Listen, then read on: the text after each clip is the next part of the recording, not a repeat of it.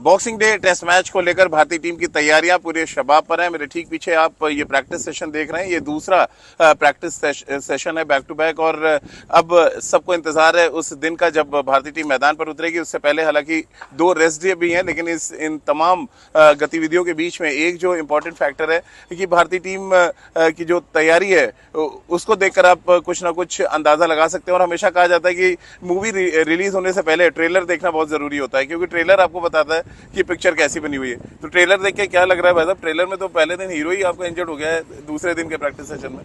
अब आप हीरो कह रहे हो, लेकिन हीरो ने लगातार 2 फ्लॉप फिल्में दी हैं और मतलब ऑस्ट्रेलिया में आके 2 फ्लॉप फिल्में दी हैं, इंडिया में भी कई फ्लॉप फिल्में दे चुके हैं। तो मुझे लगता है ब्लेसिंग इन डिस्गाइज ना हो जाए जी। लेकिन जिस 2 प्रैक्टिस सेशन हुए बैक टू बैक, क्या आपको लगा क्या कुछ ठीक करने की कोशिश है और क्या कुछ? पहले ये तो बता दीजिए आपका हीरो कौन है? अब तो समझ गए, जितने भी दर्शक को समझ गए भाई। कप्तान को हीरो हम कह सकते हैं, जो टीम को लीड कर रहा है। अब जैसा कि आपने कहा कि न्यूजीलैंड और उसके बाद अब ऑस्ट्रेलिया के खिलाफ जिस तरह की बैटिंग हो रही है, थोड़ी दिक्कतें तो हैं, लेकिन अब ट्रेलर है, हम सब देख पा रहे हैं, पिक्चर तो रिलीज हो नहीं पा रही है। हाँ, रोहित शर्मा आज प्रैक्टिस अच्छी कर रहे थे, लेकिन उनके जब लेफ्ट पैर में, बाएं पैर में बॉल लगी, उसके बाद वो लंगड़ाते हुए बाहर गए हैं और उसके बाद आइस पैक भी उन्होंने लगाया है।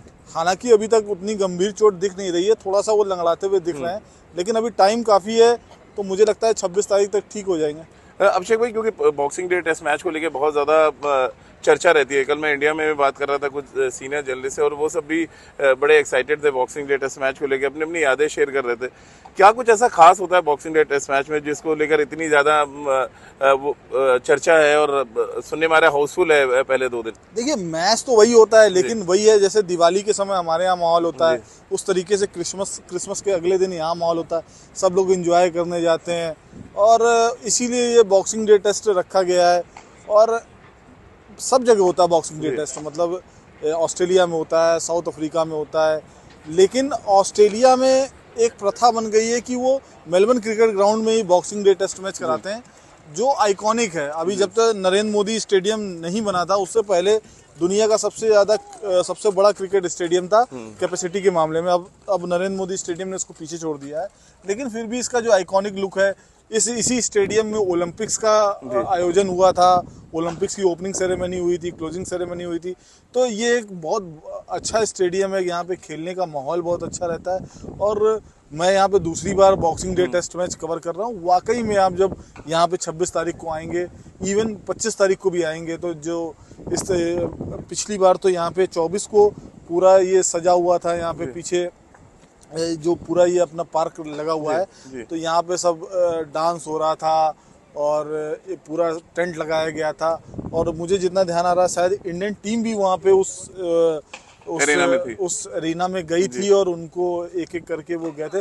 तो इस तरीके के प्रोग्राम होते हैं, एक मेले टाइप का माहौल होता है, जो हम लोग दशहरे में करते हैं, वो लोग यहाँ पे क्रिसमस में करते हैं। क्योंकि आप क्रिसमस का जिक्र कर रहे हैं, तो अब सेंटा क्लॉज से अगर भारतीय टीम को 2 परेशानी खत्म करने की बात हो, तो वो कौन सी होगी? विराट कोहली की परेशानी जो एयरपोर्ट पे हुई उसको लेकर, या अश्विन को रिटायरमेंट को लेकर? क्या कुछ मांगेगी टीम मैनेजमेंट की, यार ये परेशानी खत्म कर? मुझे लगता है इस सीरीज के बाद सेंटा क्लॉज 2 परेशानियां कम करेंगे।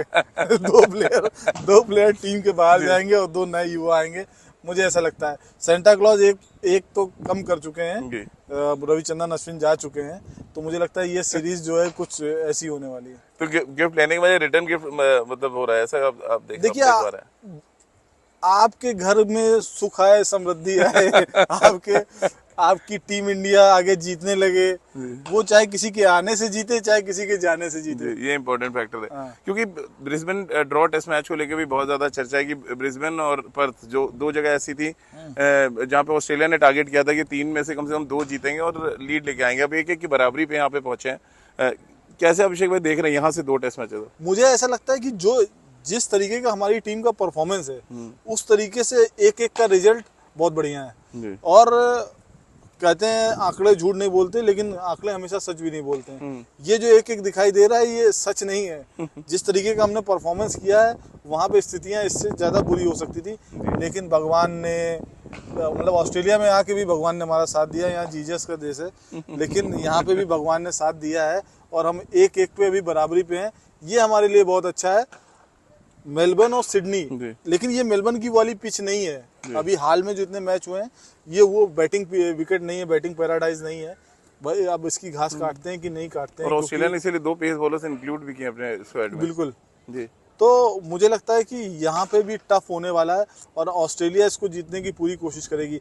हालांकि जिस तरीके से हम लोग इंडिया में पिच मैनेजमेंट करते हैं शायद यहाँ पर ऐसा ना हो, लेकिन फिर भी ऑस्ट्रेलिया का पलड़ा यहाँ पे भारी रहेगा। आखिरी सवाल, क्योंकि बैटिंग डिपार्टमेंट पूरी तरह से फेल रहा है अभी तक इस सीरीज में, एक शतक जायसवाल से आया, एक विराट से, कोई चेंजेस आप देख पा रहे हैं अभी हालांकि बहुत जल्दी अभी बात करना है इस पे, 2 सेशन हमने देखा है, कोई चेंजेस आप देख पा रहे हैं यहाँ पे? मुझे लगता है टीम लाइनअप में कोई चेंजेस दिख नहीं रहा है क्योंकि ये बहुत ज्यादा रिजिड मतलब आपको गेल भी खेलते नजर आ रहे हैं? हाँ, अगर कोई चोटिल नहीं होता है तो मतलब अगर जो ये रिपोर्ट अगर बाहर नहीं आती है तो अचानक से किसी की इंट्री हो सकती है, लेकिन मुझे लगता है कि सिराज की जगह प्रसिद्ध कृष्णा को मौका देना चाहिए। ये देंगे नहीं क्योंकि आपके जो मेन बॉलर हैं, जो नंबर 1-2 बॉलर हैं, सिराज आपके नंबर 2 बॉलर हैं इस समय, लेकिन उनका परफॉर्मेंस देखिए आप, बिल्कुल बहुत खराब परफॉर्मेंस है और ये कोई अभी का नहीं है। उन्होंने लास्ट 5 फाइफर जो है वो इस साल की शुरुआत में साउथ अफ्रीका में लिया था, तब से उनके पास कोई फाइफर नहीं है। उनके इवन 10 से ज़्यादा इनिंग्स ऐसी हो गई जिनमें वो विकेट ही नहीं ले पाए हैं। तो इसलिए जो आपका जो मेन बॉलर है, आपका जो मेन अस्त्र है, अगर उसकी धार कुंद हो गई है तो मुझे लगता है आपको अपने अस्त्र को बदलने की जरूरत है। बिल्कुल, और दिक्कत यही है भारतीय टीम के साथ कि बॉलिंग में 1 मैन आर्मी नजर आ रहा है और बैटिंग में तो कोई आर्मी नजर नहीं आ रही है। और इसी वजह से अगर आप देखें जितनी बार बैटल, यानी कि आप रन भूमि में जा रहे हैं, रन युद्ध की बात नहीं कर रहे, रन भूमि में जा रहे हैं, तो वहाँ रन नहीं बन रहे हैं और फिर सारा दारोमदार जसप्रीत बुमराह पे आ जा रहा है। और फिर जब वो थकते हैं तो फिर ऑस्ट्रेलिया की चांदी हो जाती है, क्योंकि बाकी के बल्लेबाज गेंदबाज बेहद औसत नजर आए अभी तक इस सीरीज में।